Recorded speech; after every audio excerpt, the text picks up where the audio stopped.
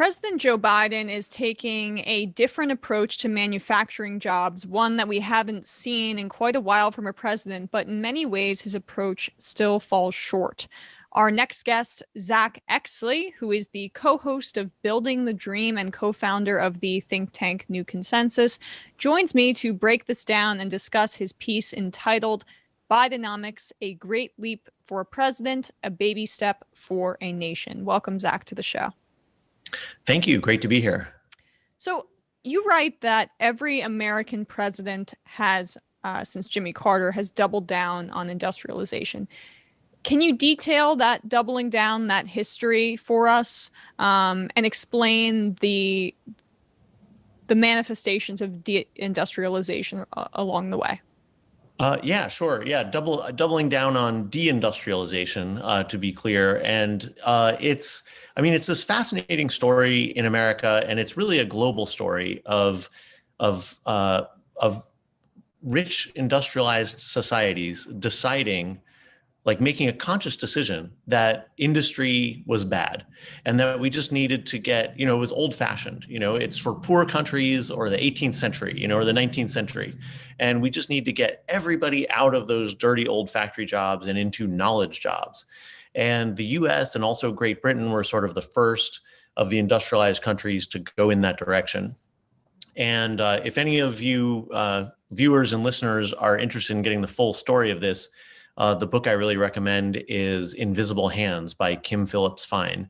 And it tells the story of this global movement by a whole bunch of kind of right-wing think tanks to change the world's mind about, how nations should make a living.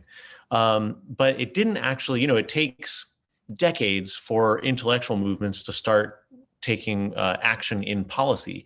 And so Jimmy Carter was really the first president who really believed in this vision of, let's just go full free market, just like, let's let it all go, whatever wants to happen should happen. And, so it's low wages in countries like China and back then South Korea and a bunch of other places. Let all of our factory jobs, all those dirty jobs, they should just go to the low wage countries. For some reason, that just made sense to people. And in reality, it didn't make sense at all. And so of course, Reagan took that same theme and went even farther. And every single president since then has just been keeping going in that direction. Just let it go. We don't want these factory jobs that can be done better by low wage workers in places like China. Let those go. And then, let's just let the free market decide what Americans will do next. That's textbook neoliberalism, basically. And Right. it's you wouldn't associate Jimmy Carter with that kind of shift. Can you talk about why that even started happening?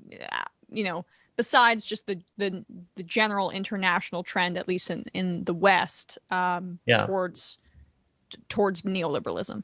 Sure. Yeah. Well, it's these trends.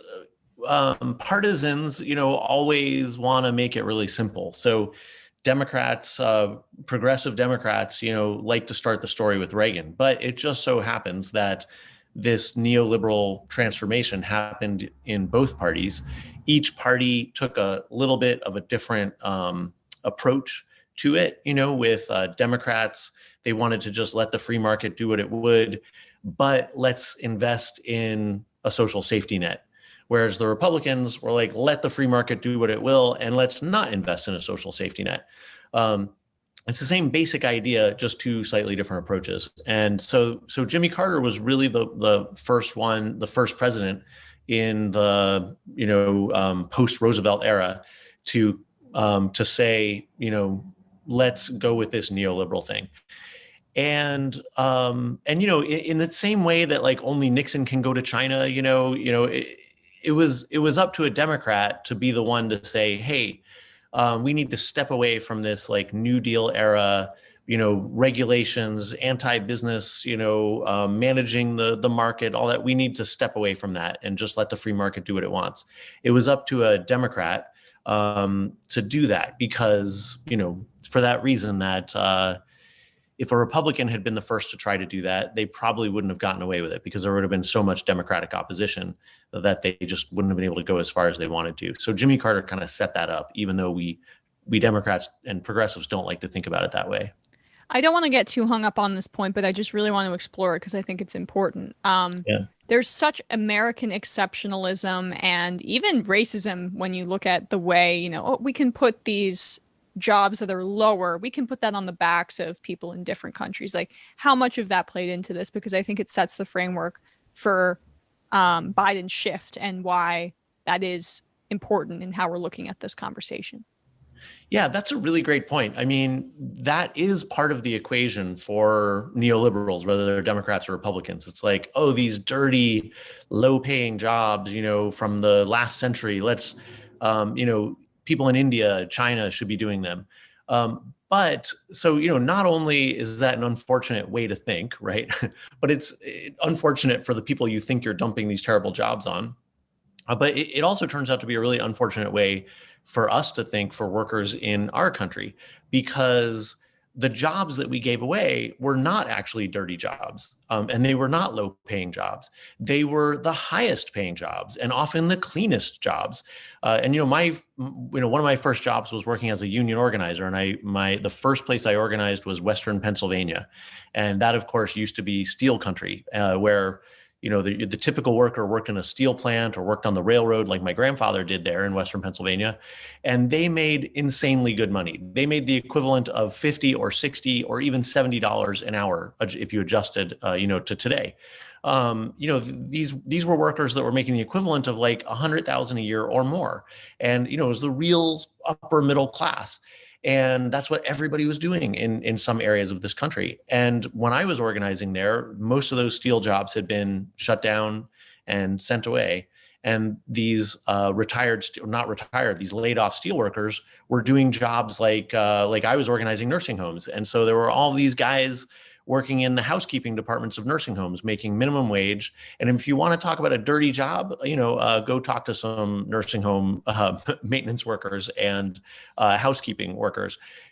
So it was really a fallacy that that these factory jobs were old. And it's just really fascinating to see how this narrative grew up. And I feel like I had a special window into this because of my grandfather was a railroad worker, bringing in all the iron ore and taking away the steel in Western Pennsylvania. His kids got great educations because it was this nice community where everybody was making so much money. The schools were great.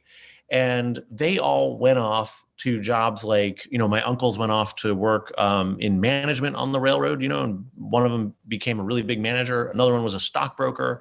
My mother became a professional in education. And so when the way the professional classes that came out of the working class in America think about it, in their life, their fathers and mothers were working in these union jobs that were menial jobs, that were jobs that they don't associate with, exciting things like using your mind and stuff like that. So this is the kind of experience of a lot of the people that run this country, right? And so it's just like working class manufacturing job bad, professional knowledge job good. And that's kind of the thinking. And, one of the big books that really changed everybody's minds on this, or started to, was from another person that we're all big fans of, Robert Reich. And, his first really big famous book was The Work of Nations, where he makes this argument, a very big neoliberal argument. And I know this is going to be confusing for some of the people watching, but, Bob Reich was saying, hey, we got to get rid of these dirty old jobs that are going to be where the wages are going to be going lower and lower and lower so that everybody can get into the knowledge jobs.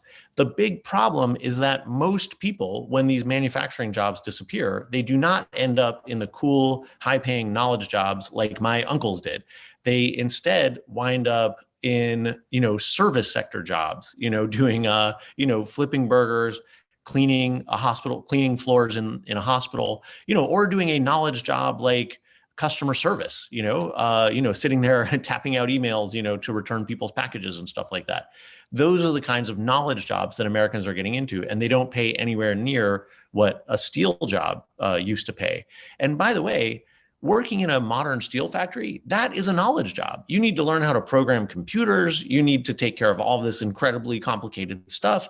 Why do people get paid so much in Japan and Korea and Germany to make steel like we used to? It's because those are very highly skilled workers making really valuable things. So it was really stupid of us to give all that stuff away. Hi, I'm Sam Seder. You can watch the rest of this interview and more on our Peacock show, which streams at 5 p.m. weekdays on The Choice from Peacock TV.